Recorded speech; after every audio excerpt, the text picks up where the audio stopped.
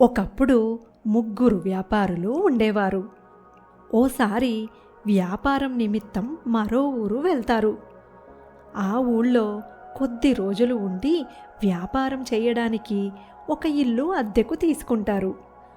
ఆ ఇంట్లో వ్యాపారులు ఉండడాన్ని ఒక దొంగ గమనిస్తాడు. ఎలాగైనా వారి వద్ద ఉన్న ధనం కొట్టేయాలని అనుకుంటాడు. దానికోసం దొంగ ఒక పథకం వేస్తాడు. వ్యాపారుల వద్దకు వెళ్ళి, అయ్యా, మిమ్మల్ని చూస్తే పెద్ద మనుషుల్లా ఉన్నారు. ఈ ఊరికి కొత్తగా వచ్చినట్టున్నారు. నన్ను పనిలో పెట్టుకున్నారంటే మీకు ఏ ఇబ్బంది కలగకుండా చూసుకుంటాను అని అంటాడు దొంగ. దొంగ మాటలు నమ్మిన వ్యాపారులు సరే అని ఒప్పుకొని అతడికి పని ఇస్తారు.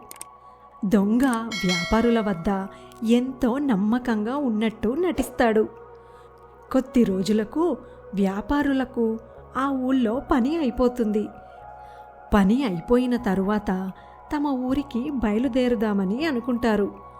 వారు సంపాదించిన ధనాన్ని తాము వేసుకున్న బట్టల మధ్యలో ఎవ్వరికీ కనబడకుండా దాచుకుంటారు. ఇన్ని రోజులు అసలు దొంగతనం చేయడానికి అవకాశమే దొరకలేదు. ఇప్పుడు వీళ్ళు వెళ్ళిపోయారంటే ఇన్ని రోజులు నేను పడిన కష్టం వృధా అవుతుంది అని అనుకుంటాడు దొంగ. దొంగ వ్యాపారుల వద్దకు వెళ్ళి, అయ్యా, ఇన్ని రోజులు మీ వద్ద పనిచేశాను. మీరు వెళ్ళిపోతే నాకు ఏ పని లేకుండా పోతుంది. దయచేసి నన్ను కూడా మీతో పాటు తీసుకెళ్లారంటే నా శేష జీవితం మీకు సేవ చేస్తూ గడిపేస్తాను అని బ్రతిమాలుతాడు దొంగ. దొంగ మాటలు కాదనలేక వ్యాపారులు తమతో పాటు రావడానికి ఒప్పుకుంటారు. వ్యాపారులు దొంగ కలిసి నడుచుకుంటూ వెళ్తుండగా దారిలో ఒక దోపిడీ దొంగల ముఠ కంటపడతారు. నలుగురిని పట్టుకుని దొంగలు అంతా వెతికినా కూడా వారికి ఏమీ దొరకదు.